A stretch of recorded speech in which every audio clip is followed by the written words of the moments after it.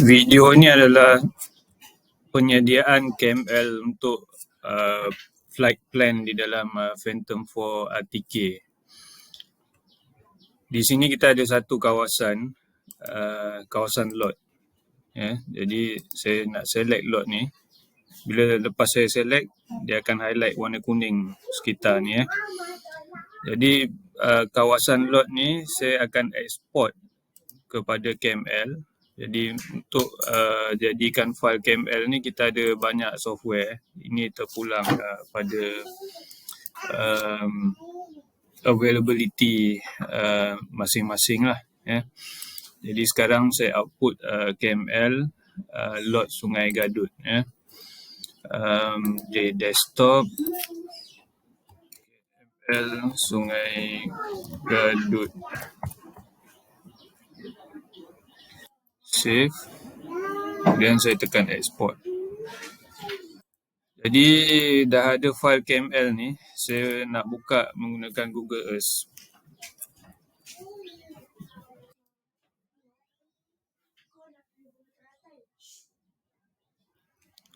Ini adalah lot di kawasan Sungai Gadut. Jadi kebiasaannya dari mana-mana file KML yang saya create, saya akan buat satu poligon baru untuk tambah kawasan seperti jalan raya, kawasan access road, dan juga sebenarnya sebagai format yang sesuai untuk DJI, yang terbaik adalah poligon daripada Google Earth itu sendiri. Jadi saya akan buat poligon yang baru yang akan cover di kawasan jalan raya dan juga access road bersebelahan. Jadi setelah ada poligon ni, saya bagi nama poligon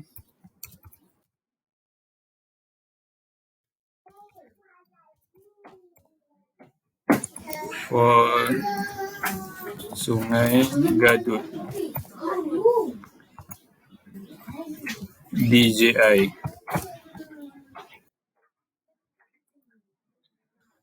Setelah di save poligon tersebut, kita bolehlah right click pada poligon ini dan save place as. Jadi di sini default adalah KMZ, kita pilih KML. Ya. Di mana kita nak save ni? Ya. Jadi ini yang penting, kita perlu ada satu SD card atau SD card reader. Dan dalam SD card itu perlulah kita create satu folder DJI. Dalam folder DJI perlu ada satu folder KML dan kita save KML di dalam folder ni.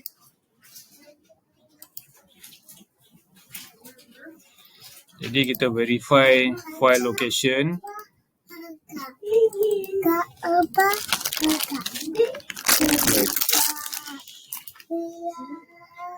Kita dah ada file KML ni dan kita akan load kepada Phantom 4 RTK controller.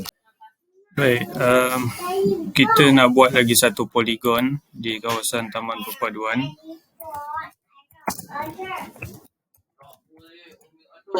DJI. Jadi kita boleh tandakan dulu kawasan. Contohlah saya nak tanda kawasan yang lebih kurang begini je.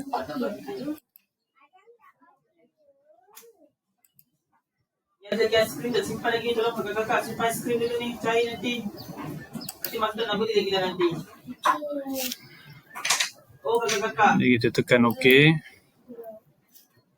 Ini bergantung pada features-features yang kita ada daripada drawing dan sebagainya yang kita overlay pada Google Earth dan kemudian kita create semula poligon yang baru lah. Tapi untuk contoh ni saya pakai satu Google Earth yang kosong lah. Dan langkahnya sama, kita save place as.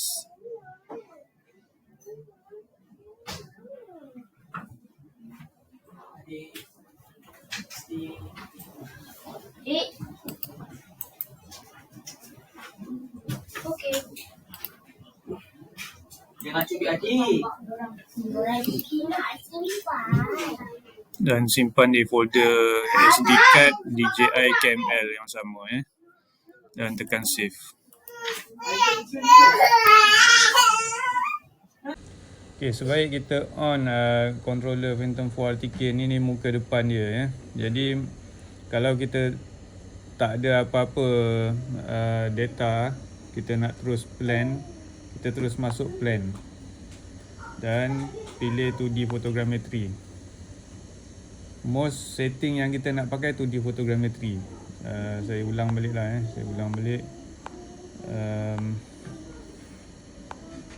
plan. Ini 3D photogrammetry, dia akan buat double grid dan oblique camera. Jadi dia akan dapat improve 3D model, tapi 3D model yang nak hasilkan tu akan lebih lama.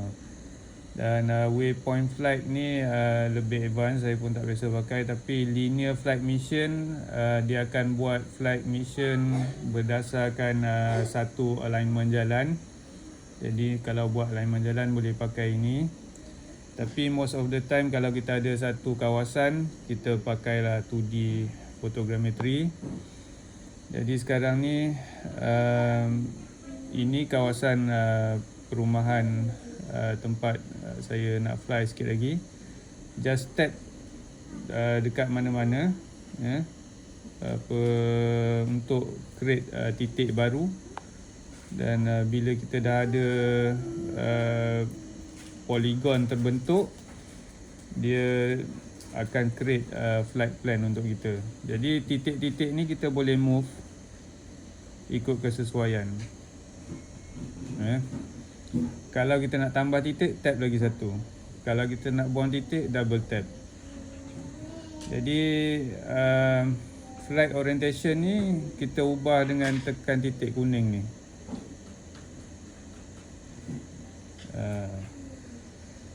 Kemudian setting lain yang penting adalah di sebelah kanan ini.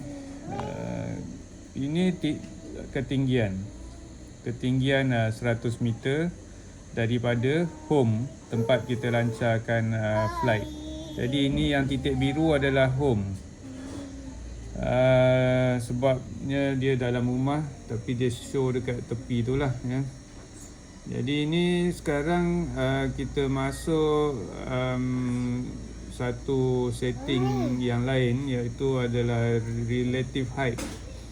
Kalau kita nak fly drone dari bawah bukit, dan kita tahu bukit itu sekitar ketinggian 20 meter. Jadi apa yang kita harus masukkan untuk maintain 100 meter, kita harus masukkan minus 20. Jadi bila kita masuk minus 20, ketinggian yang akan di fly, altitude flight daripada home adalah 120 meter seperti yang dipaparkan di sini. Tapi kalau 120, kalau daripada tempat atas bukit yang kita estimate ketinggiannya 20 meter tu adalah 100 meter. Kemudian setting lain yang penting adalah altitude optimization. Apa maksud altitude optimization? Kalau kita off altitude optimization, perhatikan apa yang berlaku. Satu garisan, ini garisan pulang. Ini titik terakhir yang dia akan fly nanti. Ni garisan dia pulang ni, dia akan ambil satu gambar dengan keadaan kamera oblique.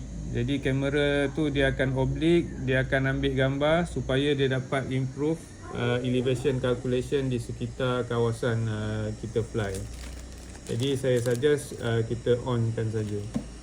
Kemudian setting yang penting adalah di advanced setting. Kalau kita naikkan horizontal overlapping kepada 75, perhatikan flight garisan flight akan rapat antara satu sama lain. So maksudnya horizontal overlapping adalah antara garis kanan dan kiri begini. Dan vertical overlapping adalah antara gambar depan dan belakang sepanjang laluan flight. Jadi kalau kita tinggi rendahkan, tidak impact pada masa flight dan tidak impact pada garisan horizontal. So tadi kita buat 70 sehingga 80, sekarang masa flight juga bertambah dan line akan lebih rapat. Tapi vertical overlapping kalau saya kurangkan, masa flight tidak berkurang atau bertambah kerana dia hanya perlu percepatkan kamera untuk mengambil gambar dan tidak menambah pada bateri. Jadi setting yang saya recommend adalah 22 80 80. Kemudian setelah ini saya dah tertambah satu, saya boleh delete balik ya. Kemudian setelah siap semua ni, kita dah boleh savekan, kita dah boleh tekan save dan masukkan nama Taman Perpaduan contohnya ya.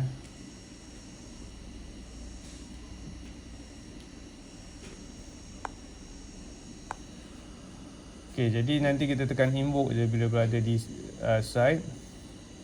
Tapi sebelum tu ni kita dalam planning yang baru. Katalah kita ada CamL plan seperti CamL video sebelum ni kita dah buat, dah upload dalam SD card. Jadi apa yang patut kita buat? Jadi kita tekan gambar DJI, kita balik di muka depan dan kita tekan menu di sini. Kita ada beberapa plan ya. Satu executing ni adalah flight plan yang sebelum ni kita dah fly tapi tak habis lagi, kita boleh continue. Kedua adalah plan ini adalah planning yang kita dah buat sebelum ini. Saya boleh delete dia. Planning yang dah buat sebelum ini. So yang saya delete tadi tu yang saya buat baru buat manually ya. Saja saya delete lah sebab kita nak buat yang baru berdasarkan CamL. Jadi kita ada CamL file. Dalam CamL file kalau ikutkan yang kita tadi dah ada satu SD card ya. Saya ada satu SD card dan dah dimasukkan di dalam ni. So lepas masuk SD card tu sebenarnya dia bukanlah terus file tu baca di sini, tapi kita perlulah tekan logo SD dan kita perlu tekan file yang kita nak copy tu dan tekan import. Selepas import successful, kita akan dapati file itu berada di dalam CamL file list. Jadi bila kita tekan start, dia akan buat satu flight plan berdasarkan CamL kita tadi. Jadi kita perlulah tekan edit dan kita perlu tekan 2D photogrammetry. Jadi kelebihan dia, kita tak perlu buat titik-titik yang kita nak plan tadi. Sebab kita dah buat dulu dalam di dalam komputer menggunakan CamL tadi. Jadi prosesnya sama. Kita perlu, kalau mau relative height dan perlu increasekan overlapping dan seterusnya, kita tekan save dan perlu juga masukkan nama.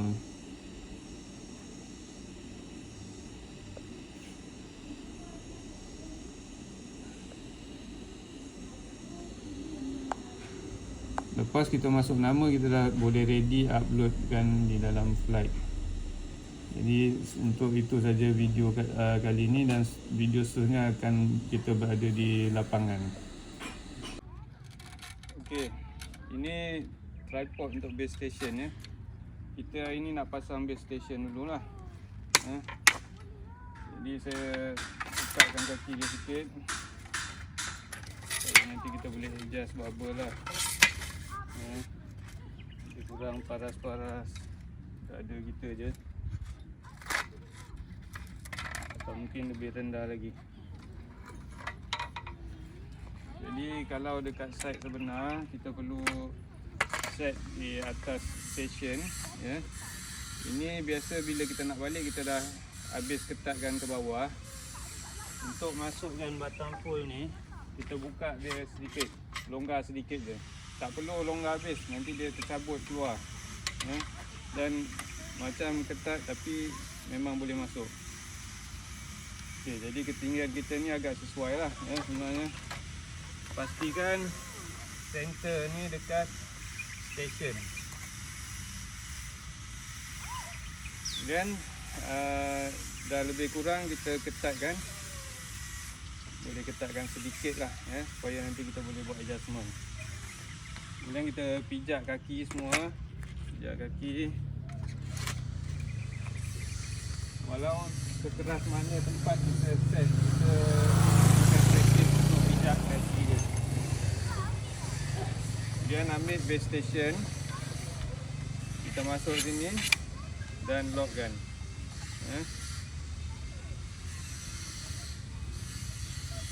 Jadi perhatikan sini ada satu bubble. Jadi contohlah katalah tadi tak masuk, saya masukkan dekat stesen kat bawah tu. Jadi bubble dia juga akan teralih. Kemudian kita perlu buat adjustment. Adjustment ni kita perlu sync lah antara stesen dan juga bubble.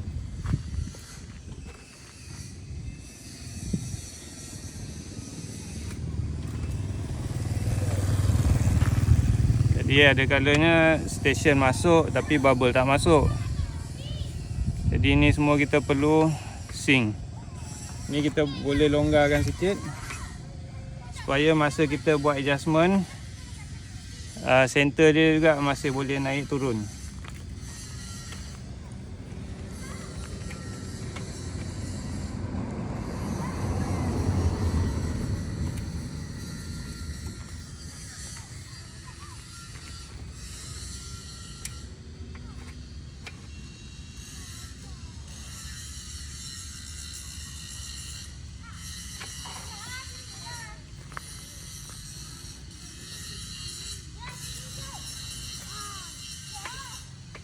Jadi dah center dah. Dah center baru kita lock dia. Dah center, tengah dah center, bawah dah center. Atas okey.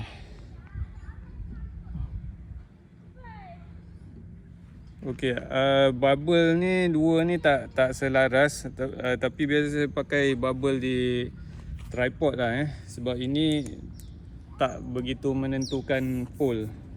Yang ini lebih menggambarkan pole. Itu reason saya lah. Jadi ni plastik ni pun dia kita tak mungkin boleh buat adjustment. Yang sebaiknya dua-dua on. Tapi yang ini lebih menggambarkan pole kita lah. Kemudian sini kompartmen bateri. Kita tarik ke bawah dan tarik ke belakang. Kita akan dapati bateri dekat sini. So kalau kita nak lock dan tukar bateri, boleh masukkan, tekan, tolak ke atas. Kemudian kita pergi dekat button sini, sebelah sini, button dia. Cara nak on sama seperti on drone juga. Tekan sekali brief dan tekan lagi sekali hold 2 saat. Jadi bila dia dah on tu, kita boleh biarkan dia. Dan sekarang kita nak set up drone lah. Stop drone. Okey, kita keluarkan mula-mula aircraft dari sini. Dan kemudian kita ambil propeller. Kita lepas ambil aircraft, biasanya saya akan buang ini. Sebab selalu kalau kita buat dia yang terakhir, nanti kita terlupa bila terus fly. Dan kita tengok kamera problem dan kita panggil balik, kita rugi bateri lah. Jadi kemudian baru kita ambil propeller, letakkan aircraft di lantai. Kita tengok propeller, ada yang kelabu, ada yang hitam. Jadi yang hitam ikut titik hitam, yang kelabu ikut titik yang tak ada warna. Jadi untuk yang kelabu, kita tekan dan pusing ke arah jam untuk lock dia. Masuk kita boleh feel, bila masukkan boleh feel. Lepas dah rasa dia sangkut, kita tekan dia, pusing arah jam. Yang hitam pula masukkan macam tu juga, kita boleh feel dia dan arah lawan jam.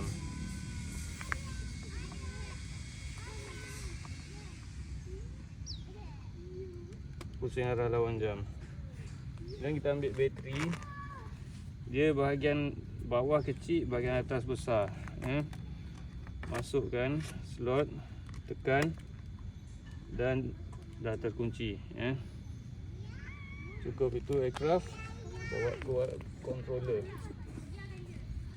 Sebelum apa-apa controller, kita tegakkan antena. Andai kita dah terbang baru kita tegakkan antena, kita terlupa, dia terbang jauh sikit, terputus signal, dan apa berlaku, dalam setting kita dah tentukan signal loss, kita suruh dia return home. Jadi bila signal loss return home, maksudnya kita membazir bateri lah, kita nak kurangkan kejadian yang begini lah. Jadi ini sedikit tips and trick. Dan kita boleh on kedua-dua unit. Kita on controller dulu, press sekali brief, press lagi sekali 2 second. Sama juga sini, press sekali brief, press lagi sekali hold 2 second. Then kita nak buat setting di dalam controller. Jadi saya tak dapat screen recording dalam yang Phantom 4 RTK ni. Kita terpaksa snap dan mungkin sedikit kabur, tapi mungkin dalam komputer lebih jelas lah ya. Tadi kalau kita masuk plan, kita terus buat planning yang baru. Dan saya ulang balik, kita tekan menu di atas executing untuk sambung planning yang kita belum habiskan dalam penerbangan yang sebelum ni. Dan kalau kita tekan atas, kita ada satu bahagian ruangan KML file, yang tengah bahagian plan. Jadi sekarang kita nak masuk bahagian plan, sebab dari KML file tadi kita dah save dia dah masuk dalam bahagian plan di taman perpaduan ni. Jadi yang saya pilih taman perpaduan, saya tekan start. Jadi bila dah tekan start, dia akan load flight plan yang kita dah buat. Dan kita nampak titik biru dah berubah.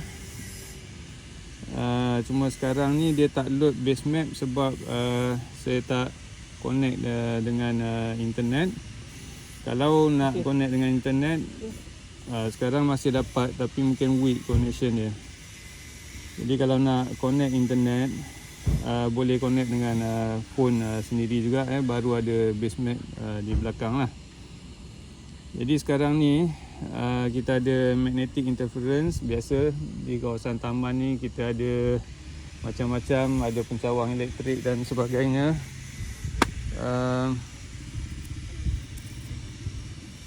Jadi kita boleh biarkan tu.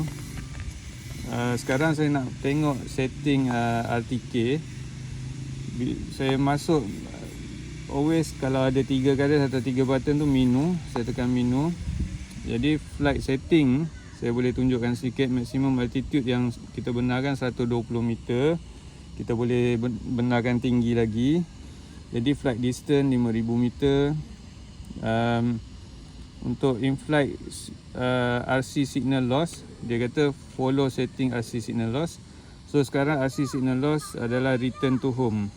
Tapi kalau kata kita nak in-flight RC signal loss, kita nak resume operation pun boleh. Maksudnya bila dia putus, dia akan teruskan penerbangan sehingga selesai ataupun bateri habis, dia akan baru dia akan pulang ya.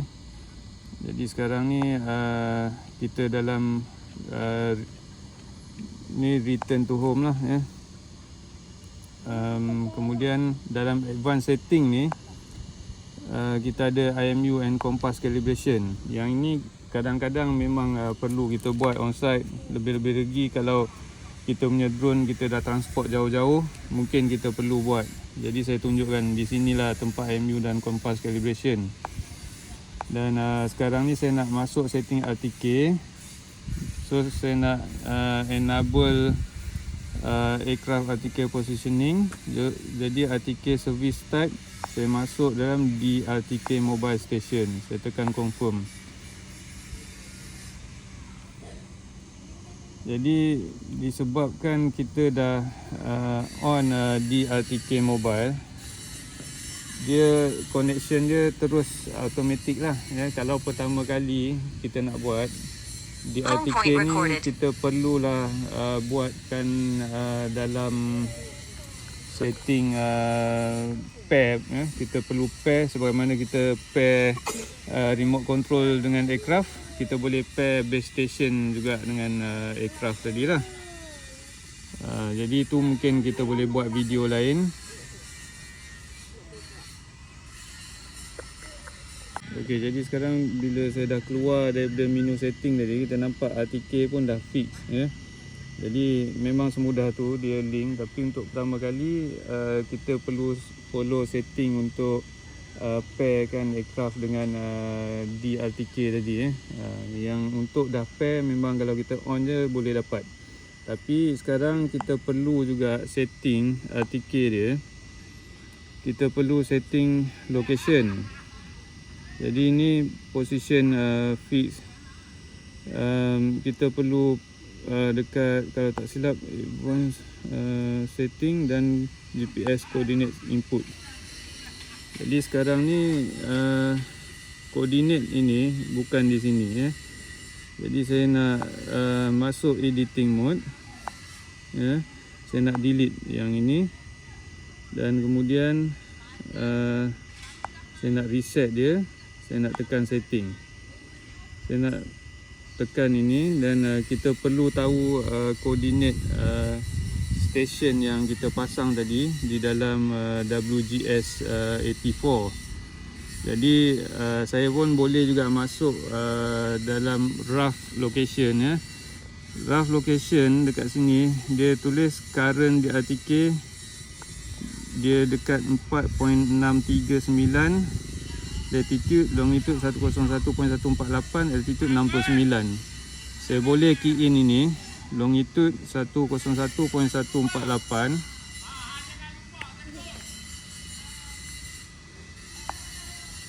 uh, 335179.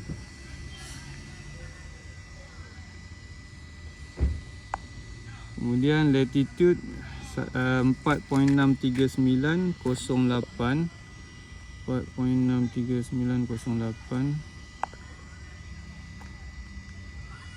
147.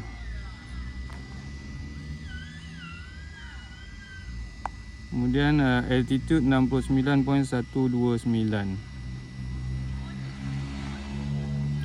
Kalau ikutkan value ni, kita perlulah ambil daripada nilai station ya.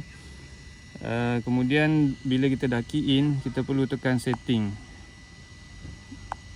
Kita tekan setting, baru dia masuk dalam list history dia tadi ya. Jadi sekarang barulah base station tu dengan aircraft ni, sebab dia walaupun value apa station tadi, dia memang akan tetap fix. Kalau dia dah cukup satelit, dia akan tetap fix. Jadi sekarang bila kita dah key in dia punya base station value, baru kita ready. Jadi sekarang kita akan sambung lagi satu video. Dah. Okey. Jadi sekarang ni kita dalam menu yang di depan ni, kita nampak RTK ready. Base station coordinate pun kita dah key in. Cuma saya dah alihkan drone daripada tepi ni sebab di atas ada wayar api. Kalau saya masukkan drone, saya terus terbangkan tadi, dia bila sensor dia rasa ada objek, dia akan hover kan lah, dia akan hover. Jadi sekarang ni tadi saya dah keluar, jadi sekarang saya nak masuk balik, start balik. Reason saya keluar sebab tadi ada saya buat kompas calibration sikit untuk hilangkan kompas punya error tadi lah. Jadi sekarang saya boleh tekan invoke, tekan start, dia akan upload kompas, dia akan upload flight plan, dan saya hanya perlu slide ini je. Saya slide ini dan kita punya drone akan start terbang lah. Jadi sekarang ni kita pastikan semua kiri kanan atas bawah semua tak ada apa ya. So semua clear. Jadi kita tadi ketinggian 100 meter, kita perhatikan di kawasan sekitar tak ada 100 meter yang lebih. Sekarang saya akan terus tekan slide. Start operation.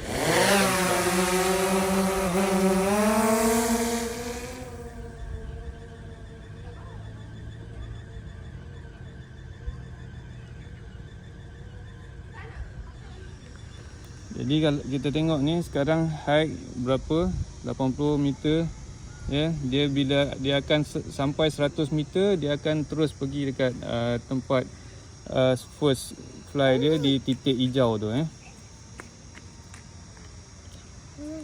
Okay. Jadi beginilah dia punya keadaan. Nanti bila dia nak landing, kita akan buat video baru.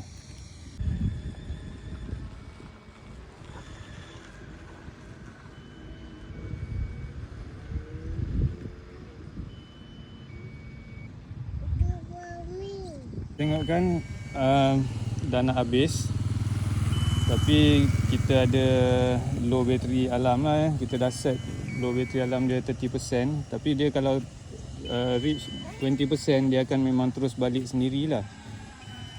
Tapi sekarang ni mungkin saya rasa tak ada masalah untuk habiskan flight ni lah Jadi kita tunggu dia dan dah sampai titik terakhir, dan dia akan buat satu flight altitude optimization. So dia buat satu altitude optimization, nampak tu itu oblique position Jadi daripada titik kuning yang terakhir ni, dia akan balik home lah Ni sekarang bateri 22%. Kita tengoklah mungkin dia akan balik atau tak balik dengan sendirilah. Tapi saya rasa dia akan balik setelah mission complete lah ni maksudnya. Jadi sekarang dia mission dah complete.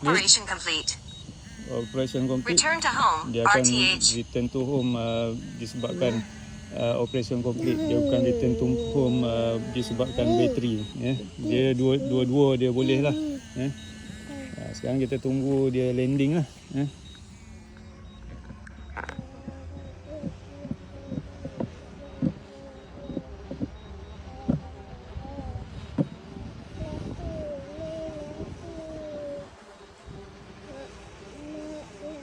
Jadi kita perlu standby ni perlu standby controller Kita perlu standby.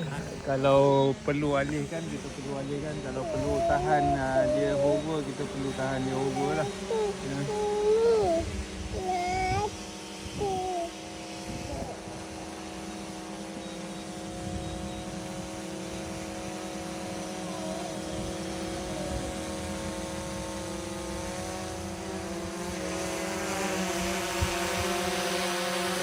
Kalau saya hover dia hover lah kalau saya lepaskan, dia lepas lah. Contoh kalau bawah tu ada batu, kita nak alih batu ke apa ke, atau nak alih sikit position kamera, kita alihkan. Jadi sekarang kita dah complete, tekan confirm. Alhamdulillah selesai.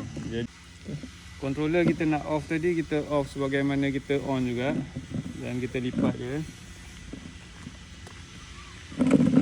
Kompartmen controller screen sebelah dalam. Kemudian kita ambil drone, kita off kan sebagaimana kita on. Kalau tak kena, okey, tak kena tu. Dia tekan sekali dan brief press lagi satu kali. Untuk 2 second. So ini arah berlawanan dengan kita pasang tadi. Sama juga kena tekan. Dan kita simpankan di sini.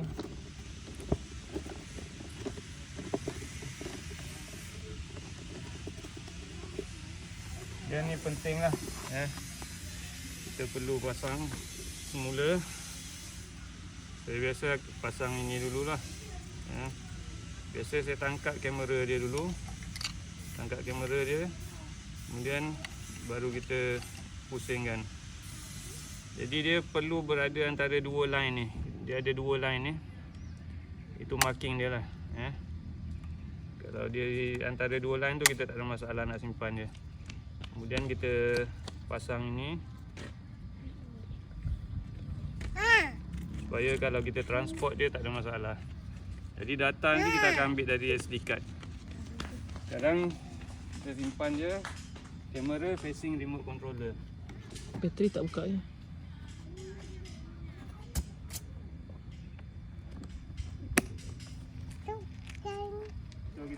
off juga base station.